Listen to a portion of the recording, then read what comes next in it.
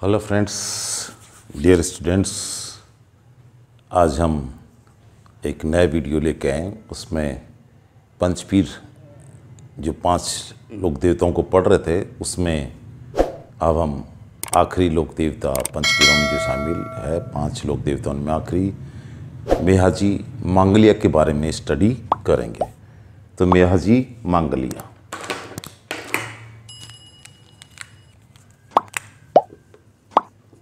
मेहाजी मांगलिया। अब मेहाजी मांगलिया के बारे में प्रश्न कैसे बनते हैं, देखिए आजकल बहुत ज़्यादा मैटर, कहानी, किस्से, विवादास्पद तथ्य वीडियोस में डाले जा रहे हैं, जबकि आज तक परीक्षाओं में कितने वर्ष हुए कंपटीशन एग्ज़ाम सकते, जरा चेक कीजिए आपके पास में सोल्व क्वेश्चन पेपर है, कितने प्रश्न आए मेहाजी से और किस प्रकार के प्रश्न आए हैं, उसी तरीके से हमें स्टडी करने की आवश्यकता है। कितनी संभावना है, तो जिन बिंदुओं से प्रश्न पूछे जाते हैं हम सबसे पहले उनको लेंगे, उसके बाद में थोड़ी सी चर्चा विवादास्पद तथ्यों की कर लेंगे। तो सबसे पहले बात यह आती है कि मेहाजी मांगलियन के बारे में क्या प्रश्न बनते हैं। तो सबसे जो पहले बात करते हैं, एक प्रश्न बनता है कि किस जाति के, राजपूत जाति के इष्ट देव हैं ये? मांगलिया राजपूत जो जाति है उनके क्या इष्ट देव, यानी मांगलिया राजपूतों के इष्ट देव है कौन? मेहाजी मांगलिया। इनके भी चरित्र पे, इनके व्यक्तित्व पे किसी प्रकार की कोई आक्षेप या कोई ऐसी बात नहीं जिनसे इनकी आलोचना की जाए। तो इन्हें उज्ज्वल क्षत्रिय, ये इनके उपनाम कह सकते हैं, इन नामों से जाने जाते हैं। अब मेहाजी के बारे में जो अगली चीज़ है, इनकी सवारी, लोक देवताओं की सवारी के बारे में प्रश्न बनते हैं। तो सवारी क्या है? सवारी सब जानते हैं, आप भी जानते हैं, पढ़ने वाले जानते हैं। मेहाजी की सवारी ये क्या था? किरड काबरा घोड़ा।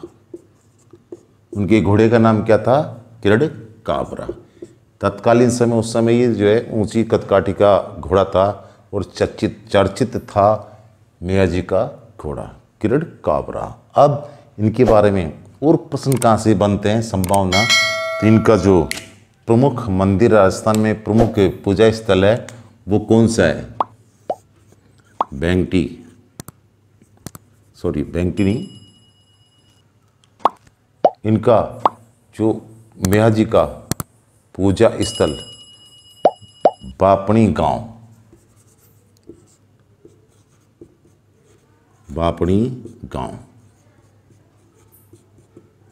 वड़भू जी का था। बेंगटी, बापणी गांव, ये बापणी गांव का है? जोधपुर। बापणी गांव पर कहाँ पड़ता है? जोधपुर। अब बेंगटी गांव इसके हड़बू जी का था और बापणी गांव किसका?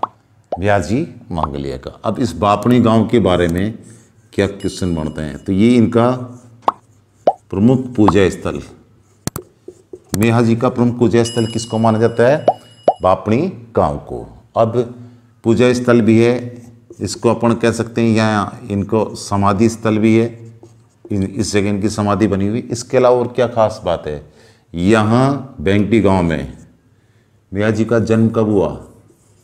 जन्म किस तिथि को हुआ, त्यौहार को हुआ? तो ये भाद्रपद कृष्णा 8, और ये भाद्रपद कृष्णा 8। तो भाद्रपद कृष्णा 8 को क्या होता है?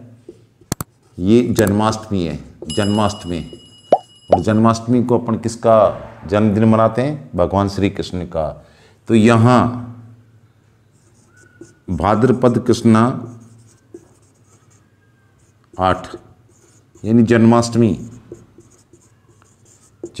को मांगलिया राजपूत किस रूप में मनाते हैं? इसको मेहाजी की अष्टमी, यानी मांगलिया राजपूत भाद्रपद कृष्णा 8 को किस रूप में मनाते हैं? मैयाजी की अष्टमी। और यहाँ बापणी में इनके मंदिर में क्या विशाल मेला आयोजित होता है भाद्रपद कृष्णा 8 को। तो इस तरीके से मैयाजी के बारे में जो प्रश्न बनते हैं, वो महत्वपूर्ण जो प्रश्न बनते हैं वो सब आगे। इसमें ज़्यादा संभावना जैसे आपको ये किरड़का और ये बापणी गांव और ये सारी चीज़ें ये परीक्षाओं की दृष्टि से महत्वपूर्ण है। इनमें से आप सॉल्व क्वेश्चन देखेंगे तो प्रश्न आए हुए भी मिल जाएंगे और संभावना बनती है। अब यहाँ जो पूजा स्थल है, यहाँ जो पुजारी होता है बापनी, यानी बापनी बनता है एक तरीके से याद करने के लिए बापनी, तो वो पुजारी बापनी बनता है और वो गोद लेकर के अपना वंश चलाता है। तो इस तरीके से ज़्यादा कोई महत्वपूर्ण बात नहीं है ये। आगे तो मैयाजी के बारे में परीक्षा से संबंधित प्रश्न आगे। अब कुछ चीज़ रहती है तो उनकी चर्चा हम करते हैं। इनके मैयाजी के बारे में, इनके जन्म के बारे में, इनकी जाति के बारे में, इनके वंश के बारे में अनेक प्रकार के विद्वानों में अनेक प्रकार के मत है, लेखकों में अनेक प्रकार के मत है। तो इसलिए हम उन मतांतरों में उलझने के बजाय उनसे प्रश्न बनने की संभावना कम है। जो विवादास्पद तथ्य हैं, जो सटीक तथ्य हैं, जो स्वीकार्य तथ्य हैं, जो सर्वसम्मत है, उन्हीं तथ्यों से प्रश्न पूछे जाते हैं। केवल जानकारी के लिए चर्चा करते हैं हम। परीक्षाओं में इनमें बिल्कुल 100% मेरा दावा है कि इनसे प्रश्न कभी पूछने की संभावना नहीं है, क्योंकि यदि गलत कोई प्रश्न पूछते हैं उसको चैलेंज होता है, विवाद होता है, 2 उत्तर नज़र आते हैं और दोनों पक्ष अपना पक्ष रखते हैं, तो वो उसमें काफ़ी लंबा हो जाता है जो परीक्षा का भर्ती प्रक्रिया उसमें। तो पेपर सेटर भी विवादास्पद प्रश्न पेपर में देने से बचते हैं। तो फिर भी जानकारी के लिए हल्की सी जानकारी कर लेते हैं। इनके जो विवाद है जन्म के बारे में, तो जन्म जो है ये परीक्षा की दृष्टि से नहीं, केवल जानकारी हल्की सी, परीक्षा में बिल्कुल संभावना नहीं है।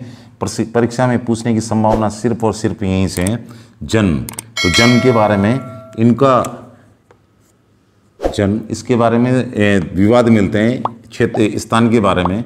तो कुछ लोग मानते हैं कि इनका जन्म कहाँ हुआ, खींवसर नागौर जिले के खींवसर नामक स्थान पर।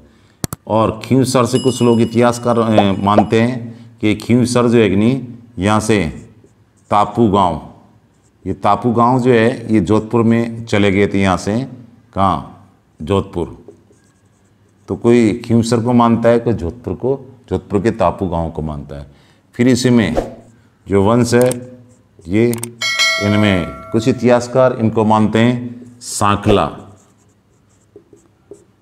राजपूत, तो कुछ इतिहासकार मानते हैं इनको क्या, मांगलिया राजपूत। तो ये इनको जो है नहीं, इनको गुइलों से जोड़ते हैं। तो ये विवाद के विषय हैं, क्या विवाद के विषय। ऐसे ही पिताजी के नाम के ऊपर भी तो पिता के नाम पे गोपाल राज सांकला भी मिलता है पुस्तकों में, अलग अलग मत है इसके आधार पे जो है नहीं। इसके बाद में कीतु भी मिलता है, किलू जी भी मिलता है। तो ये इतनी सारी चीज़ें विवादास्पद हैं, तो इनसे कोई प्रश्न आने की संभावना नहीं। इनमें गुम होने की जरूरत नहीं, इनमें खोने की जरूरत नहीं। आपको सिर्फ और सिर्फ ये याद करने की जरूरत है। एक बार फिर आपको याद करवा देता हूँ मैं। इसको याद करने का तरीका, पढ़ने का तरीका मैं आपको कुछ बता रहा हूँ कि किसको याद कैसे किया जाए। शॉर्ट ट्रिक्स में जो है लंबी लंबी कहानी किस्सों में उलझ करके रह जाते हैं, दिमाग पे बहुत जोर देना पड़ता है। एक तरीका मैं आपको बता रहा हूँ कि जैसे मैयाजी मांगलिया। अब आप मेमा का अर्थ अपने दिमाग में सेट कीजिए, मैयाजी मांगलिया।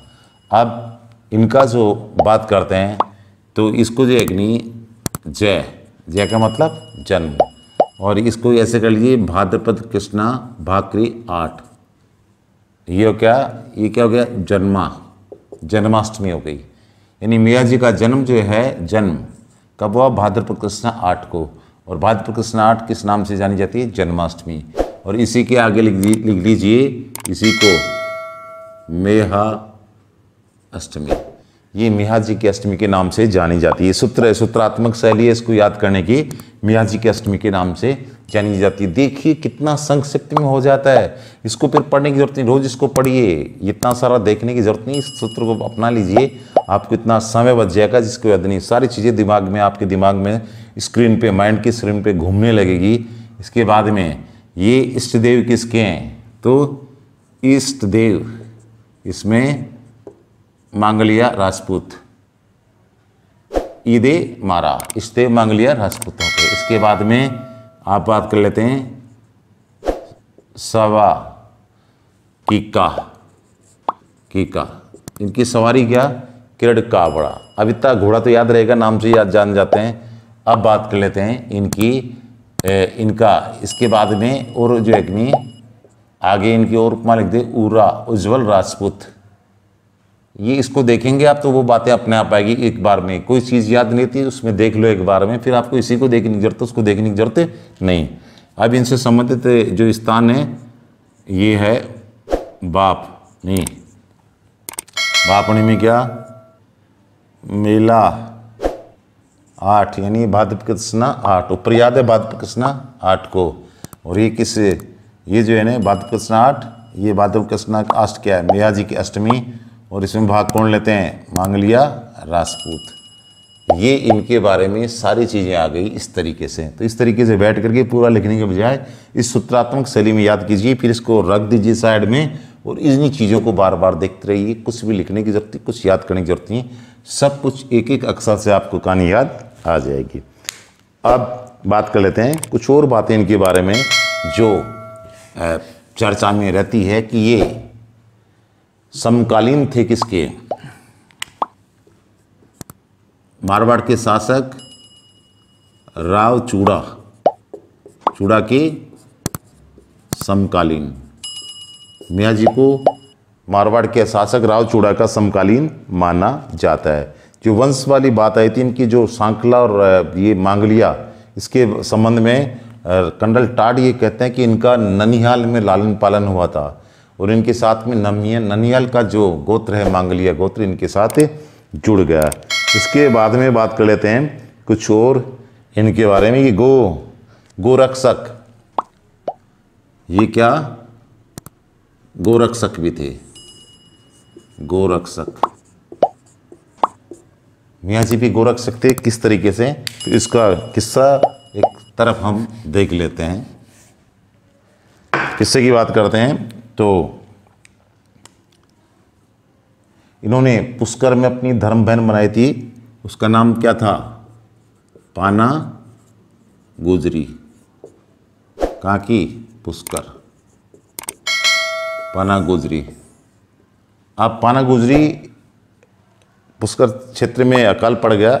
2 किस्से इनके भी प्रचलित है, 2 किस्से इनके बारे में, 2 बातें प्रचलित है। पाना गुजरी तो यहाँ अकाल पड़ गया, अकाल पड़ने के बाद में पाना गुजरी ने अपने भाई की याद आई, धर्मभाई बनाया था, मियाँ जी ने धर्मबहन बनाया था इनको, पाना गुजरी को।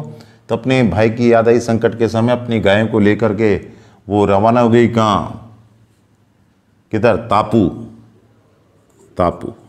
मियाँ जी से मदद करने के लिए, लेने के लिए जोधपुर की तरफ तापू गांव जो है वहाँ रवाना हो गई। अब कहते हैं कि जैसलमेर के शासक कौन थे, दूधा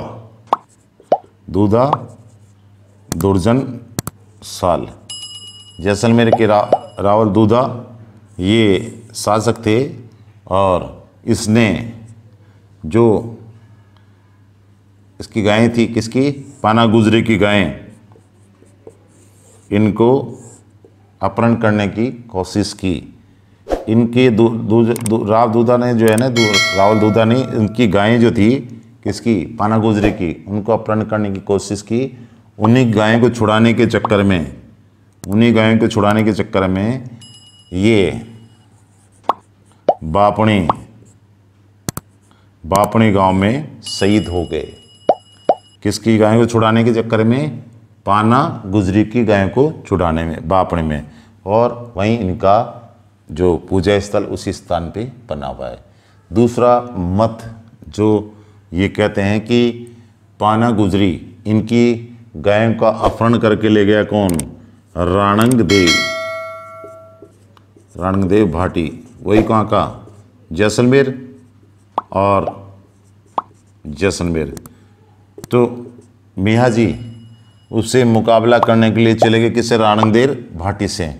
और यहाँ जो है, यहाँ राठाली जोड़ी, इस स्थान पे दोनों में मुकाबला हुआ और यहाँ उनकी गर्दन कट गई। इसके बाद में वो घोड़ा जो है कि नहीं उनका, वो शव लेके आ गया कहाँ? बापणी के अंदर, और बापणी में उनका पूजा स्थल इस तरीके से बना। तो ये दो प्रकार के किस्से हैं जो मियाजी मांगलिया को गोरक्षक सिद्ध करते हैं। तो इस तरीके से ये पूरा हुआ मियाजी मांगलिया का टॉपिक। तो ये वक्त है, इस समय कम से कम समय में हम अच्छी से अच्छी तैयारी कैसे करें और जल्दी से हम अधिकतम सिलेबस को पूरा कर लें, यही हमारी सबसे बड़ी उपलब्धि होगी। तो इसी उद्देश्य से हमने किस्से कहानी किस्सों को कम करने की कोशिश की है और तथ्यात्मक जानकारी है वो ज़्यादा से ज़्यादा उपलब्ध कैसे कराई जाए, इस पे हमने फोकस किया है। तो हमारा जो चैनल है उसको आपसे निवेदन है, अच्छा लगा निश्चित रूप से आप उसको शेयर कीजिए, लाइक कीजिए और सब्सक्राइब कीजिए। हम हर बार बेहतर वीडियो लेकर के आने की कोशिश करेंगे। तो अब आपसे विदा होते हैं। जय हिंद, जय भारत, जय राजस्थान।